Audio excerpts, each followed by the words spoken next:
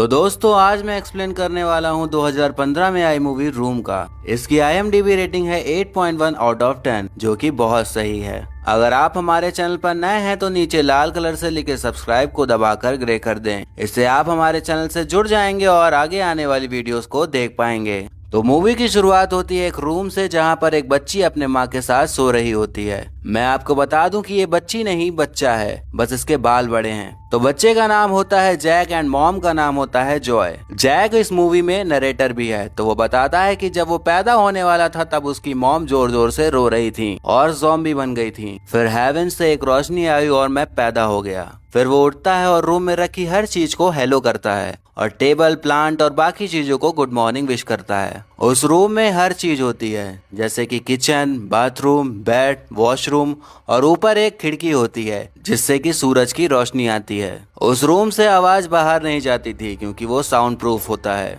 वो दोनों अपना सारा दिन उसी में गुजारते हैं। जैक का बर्थडे होता है तो मॉम उसके लिए एक प्यारा सा केक बनाती है, बट जैक कहता है कि केक में कैंडल नहीं है और वो मॉम पर बहुत चिल्लाता है, पर मॉम गुस्सा होने के बजाय उसे हक कर लेती हैं। तब जैक बोलता है कि ओल्ड निक आएगा तब उससे आप कैंडल मंगवा लेना। अब ये ओल्ड निक कौन है ये आपको आगे पता चलेगा। रात होने पर जॉय जैक को सोने को बोलती है पर उसे बेड के बजाय वार्डरोब में सुलाती है। उसके बाद वहाँ पर एक आदमी आता है और वही ओल्ड निक होता है। वो फिर जॉय के साथ इंटीमेट होता है। वो हर दिन ऐसे ही आता था और जॉय के साथ इंटीमेट होता था, या ये कह सकते हैं कि उसका रेप करता था। एक दिन जैक को छोटा सा चूहा दिखता है तो वो उसे पकड़ने जाती है पर जॉय उसे मार देती है। फिर उसे बताती है कि हम दोनों और इस रूम के अलावा कुछ भी रियल नहीं है, बाहर स्पेस है और खूब सारे एलियंस रहते हैं। जैक को बाहरी दुनिया के बारे में कुछ भी नहीं पता होता, वो बस टीवी में ही सब कुछ देखती थी। बट जॉय ने उसे बता रखा था कि टीवी में जो भी दिखता है वो सब फेक है। एक रात ओल्ड निक हमेशा की तरह फिर वही सब करने आता है तो जॉय वार्डरोब के बाहर आ जाता है और तब ओल्ड निक जॉय के साथ सो रहा होता है। जैक उसके पास जाता है और तभी ओल्ड निक उठ जाता है, जिससे देखकर जैक चिल्लाता है तो जॉय भी उठ जाती है और ओल्ड निक को उसके पास जाने से रोकती है। पर ओल्ड निक जॉय को गले से दबा देता है और दोबारा उसे टच ना करने को कहता है और इस चीज की सजा देने के लिए वो वहाँ का पावर कट कर देता है। अगले ही दिन जॉय जैक को सब बताने लग जाती है कि बाहर भी एक दुनिया है और जो भी तुम टीवी में देखते हो वो रियल में है। बाहर पेड़ है, घास है और वहाँ भी इंसान रहते हैं। पर जैक को कुछ भी यकीन नहीं होता क्योंकि बचपन में वो मॉम से ही सुनता आ रहा होता है कि बाहर कुछ भी नहीं है, बस रूम ही सब कुछ है। फिर हमें पता चलता है कि ओल्ड निक ने जॉय को 7 साल से रूम में कैद करके रखा है। वो उसे किडनैप करके लाया था और तब से वो यहीं है और जैक ओल्ड निक का बायोलॉजिकल बेबी है। वहाँ पर एक डोर है जो कि पासवर्ड प्रोटेक्टेड है, तो जब निक आता है तभी वो डोर खुलता है और उन दोनों ने 7 साल से बाहर की दुनिया नहीं देखी है।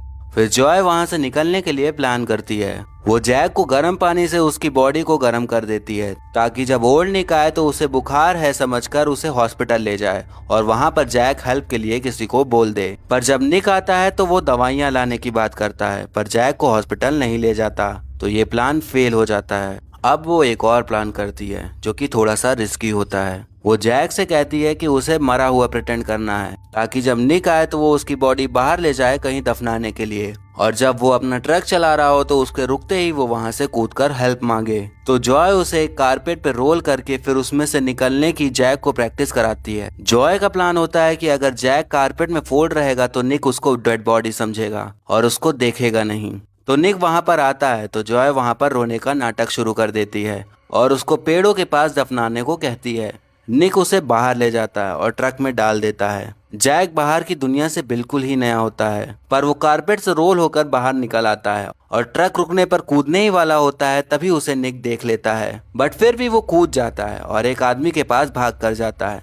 निक पुलिस के डर से उसे वहीं छोड़ जाता है। वो आदमी पुलिस बुला लेता है। फिर लेडी पुलिस जैक से पूछताछ करती है और धीरे धीरे सारी इन्फॉर्मेशन निकाल लेती है। उसके बाद जॉय को भी रूम से निकाल लिया जाता है और निक को भी अरेस्ट कर लिया जाता है। निक को 25 साल की सजा होती है। जैक और जॉय को हॉस्पिटल भेज दिया जाता है। वहाँ पे एक डॉक्टर आता है और जॉय को सजेस्ट करता है कि वो जैक को चाइल्ड केयर में भेज दे क्योंकि जॉय को वहाँ रहकर उसके दिमाग को भी काफी असर पड़ा था और वो डिप्रेशन में थी। पर जॉय डॉक्टर को साफ साफ मना कर देती है। फिर वहाँ पे जॉय के पेरेंट्स आते हैं। जॉय को पता चलता है कि अब उनके पेरेंट्स साथ नहीं रहते, उन दोनों का डिवोर्स हो चुका होता है। उसकी मॉम अब दूसरे आदमी लियो के साथ रहती हैं। जैक पहली बार बाहर की दुनिया देखने वाला था, तो उसे एक मास्क और गॉगल दिया जाता है ताकि डायरेक्टली किसी भी चीज के साथ कांटेक्ट में ना आए। वो दोनों का केस अब नेशनल न्यूज बन चुकी होती है, तो हर कोई अब उनसे बात करना चाहता था। अब वो दोनों अपने माँ के घर आ जाते हैं जहाँ पर जॉय रहा करती थी। वहाँ पर अब लियो भी रहता है। फिर डिनर के टाइम जॉय को रियलाइज होता है कि उसके पिता कुछ अजीब बिहेव कर रहे होते हैं, तो पता चलता है कि वो जैक को नहीं पसंद करते हैं, वो उसे अपना ग्रैंड चाइल्ड नहीं मानते और वहाँ से चले जाते हैं। जैक को इस बड़ी सी दुनिया में एडजस्ट होने में दिक्कतें हो रही थी। वो अपनी सारी बातें जॉय से ही करती थी और रूम में वापस जाने को भी कहती थी। जॉय खुद ही अब डिप्रेशन में जाने लगती है क्योंकि वो 7 साल से गायब थी और जब वो यहाँ रहती थी तब वो टीनेजर थी। वो अपनी पुरानी फोटोज देखती है तो सोचती है कि उसके सारे फ्रेंड्स नॉर्मल लाइफ जी रहे हैं, सब शादी कर रहे हैं, डेट कर रहे हैं, अच्छी लाइफ जी रहे हैं। और फिर इन सब चीजों का गुस्सा वो अपने मॉम से बहस करके उतारती है। जॉय को जैक की भी टेंशन हो रही होती है क्योंकि वो किसी से भी घुल मिल नहीं रही होती, बस वो अपने में ही रहती है। जॉय का एक फैमिली लॉयर होता है, वो सजेस्ट करता है कि जॉय को एक इंटरव्यू देना चाहिए, इससे उसे पॉपुलैरिटी भी मिलेगी और फाइनेंशियली हेल्प भी मिल जाएगी। जॉय इंटरव्यू देने के लिए तैयार हो जाती है, बट उसमें जॉय से काफी क्वेश्चंस पूछे जाते हैं, जैसे कि जब जैक पैदा हुआ तो उसे अपने पास ही क्यों रखा, उसे निक से कहकर कहीं चाइल्ड केयर में भेज देने को क्यों नहीं कहा, क्या उसने अपना अकेलापन दूर करने के लिए जैक को अपने पास रखा। अगर वो जैक को निक से कहकर कहीं भेज देती तो शायद वो आज नॉर्मल लाइफ जी रहा होता। ये सब सुनने के बाद जॉय को बहुत गिल्ट फील होता है और वो भी सोचने लगती है कि शायद उसने सच में अपने फायदे के लिए जैक को पास रखा। फिर वो डिप्रेशन में चली जाती है, जिसके चलते वो सुसाइड कर लेती है, पर जैक देख लेता है और जॉय को फिर हॉस्पिटल में एडमिट कराते हैं। जॉय अपनी मॉम को बहुत मिस कर रहा होता है, वो चाहता है कि वो उसके पास आ जाएं। वो ग्रैंड मॉम से कहकर अपने बाल कटवा लेता है और उन्हें जॉय के पास भिजवा देता है क्योंकि उसे लगता था कि उसके लंबे बाल उसे हिम्मत देते हैं तो जॉय को भी जल्दी से ठीक होने की हिम्मत मिलेगी। फिर जैक धीरे धीरे माहौल में घुलने लगता है, वो सबसे बातें करना शुरू कर देता है। वो लियो के पेट डॉग सीमस से भी मिलता है और फिर अपने ही एज का वो फ्रेंड भी बनाता है। तब मॉम वापस आ जाती हैं और उसे सॉरी बोलती हैं और उसके साथ हमेशा रहने का प्रॉमिस करती हैं। जैक मॉम से कहता है कि उसे एक बार रूम पर जाना है, तो उसके कहने पर उसे ले जाती हैं। वहाँ पर जो भी सामान होता है वो पुलिस ले जा चुकी होती है। जैक को ऐसा लगता है कि रूम बहुत छोटा हो गया है और रूम अब रूम नहीं क्योंकि डोर खुला हुआ है, और वो वहाँ पर बची हुई चीजों को बाय बोलता है और वहाँ से चला जाता है और मूवी यहीं पर खत्म हो जाती है। तो हमें इस मूवी में किडनैपिंग के बाद की स्टोरी बताई गई है कि जब कोई किडनैप हुआ इंसान सालों बाद रेस्क्यू किया जाता है तो सोसाइटी और फैमिली मेंबर्स उसे कैसे ट्रीट करते हैं और उन्हें किस तरह से ट्रॉमा से गुजरना पड़ता है और अपने बुरे वक्त को भूलने में कितनी मुश्किल होती है। जब इंटरव्यू में जॉय से पूछा गया था कि उसने जैक को छोटे में ही निक को देकर चाइल्ड केयर में देने को क्यों नहीं कहा, मुझे तो ऐसा लगता है कि निक इतना अच्छा आदमी तो नहीं था कि वो ऐसा करता। अगर अच्छा होता तो वो कभी कैद करके ही नहीं रखता। ये मूवी एक नॉवेल पर बेस्ड होकर बनाई गई है जिसका सेम नेम है और वो नॉवेल फ्रिजल केस से इंस्पायर होकर लिखी गई है। फ्रिजल केस पर एक मूवी है जिसका नाम गर्ल इन द बेसमेंट है, जिसका एक्सप्लेनेशन मैंने कर रखा है, तो आप चाहें तो उसे देख सकते हैं, लिंक आपको डिस्क्रिप्शन में मिल जाएगा।